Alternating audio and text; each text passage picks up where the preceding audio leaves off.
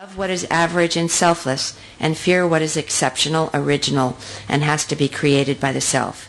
Such people live by others' choices. They exist at second hand. The absence of an authentic selfishness, that is, a desire to live according to one's own principles based on the action of one's own mind. This, she decided, was what the Bolshevik mobs, Russian Orthodox votaries, and ordinary Americans had in common. And so Peter Keating was born with the soul of a second-hander.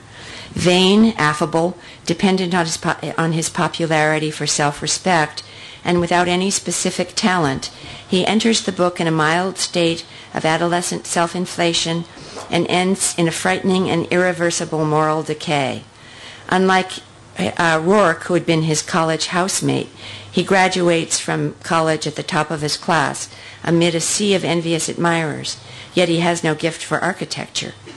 He leans on Rourke for help with his most difficult assignments and cheerfully stabs competitors in the back. He hates Rourke's talent and purpose, as well as the fact that Rourke knows that Keating is a fraud. Rand describes Keating this way: he was great, great as the number of people who told him so. He was right, right as the number of people who believed it. He looked at the faces, at the eyes. He saw himself born in them. As she began the outline of the fountainhead, Keating became the emblem of all that Rourke is not. So in the fountainhead,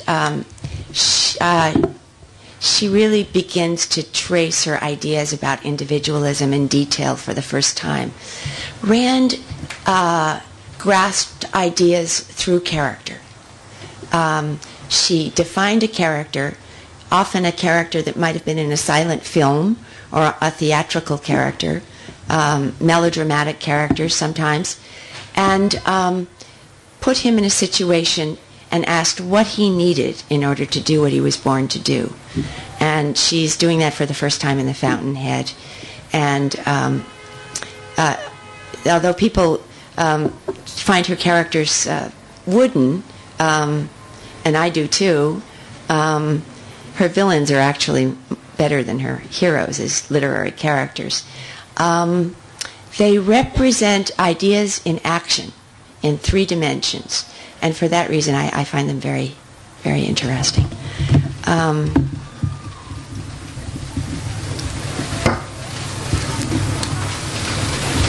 Okay, I think I'll just read one more part.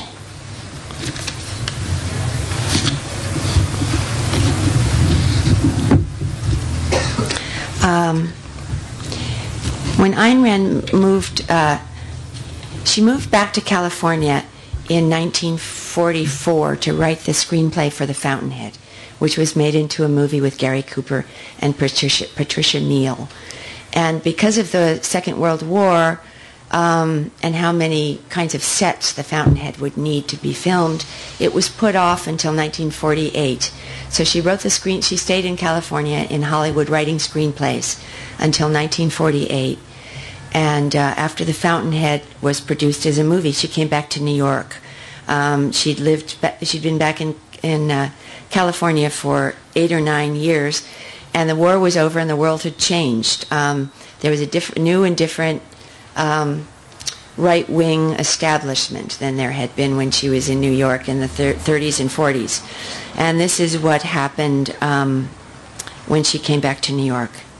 In the 1960s, new young acolytes would be surprised to find that Rand had few close friends of her own age or level of ability.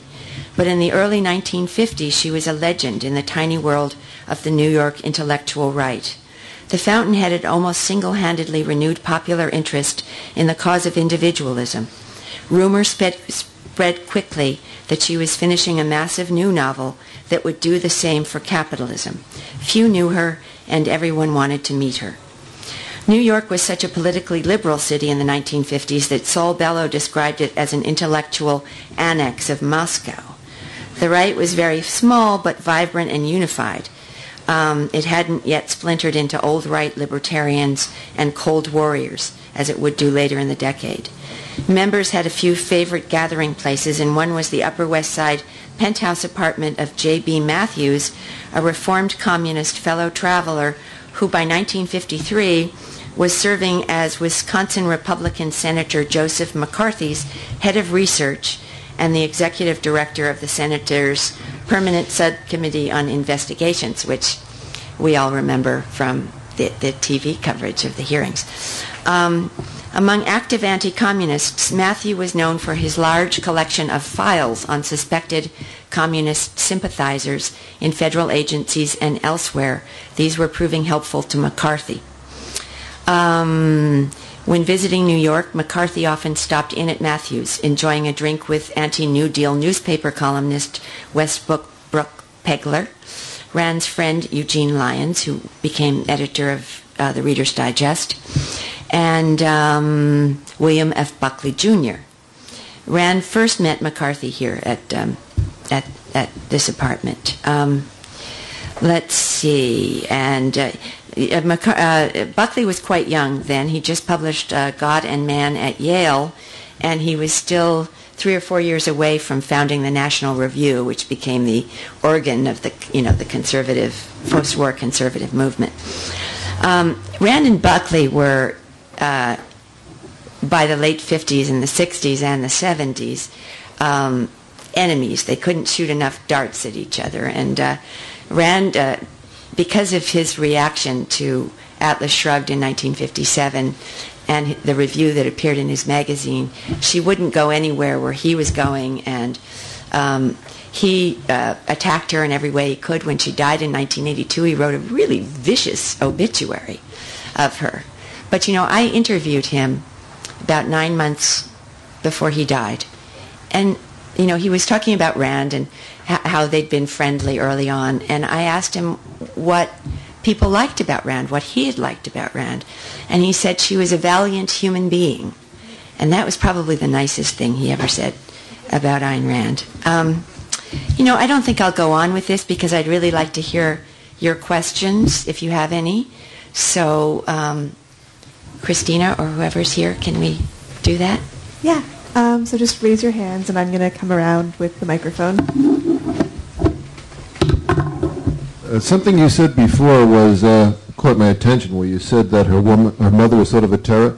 In Barbara Brandon's biography, she puts a picture of her as a baby on her father's knee. It's a family portrait, and all of the men are leaning sharply away from the women. And Barbara says this might mean that the women in the family were terrors. And she was sort of kept that with her, as she was very, very opinionated. Let's put it. Do you have any theories on that? Well, there is a certain parallelism between her mother's marriage and her own, at least after the Communist Revolution. She was definitely the boss of the household. The father didn't work. The mother made the money. She joined a communist union so that the family could get rations and so that Ayn Rand could go to graduate school in film. And Ayn Rand the father was on strike against principles he didn't believe in a system of government that was unjust. She often referred to her own husband, Frank O'Connor, as being on strike. He was an actor who was never really successful, but he liked being in the movies, and he moved out of California when she moved to New York, and he always gave up whatever he was doing to accommodate her. And she would say, oh no, it's not that Frank couldn't have been a star, it's that he's on strike. The movie studios are too corrupt. The quality of the movies is not good enough. So, and she, of course, she ran the roost in her household. Frank also had a mother who ran the roost, so I guess it's not an uncommon thing. Next question, please.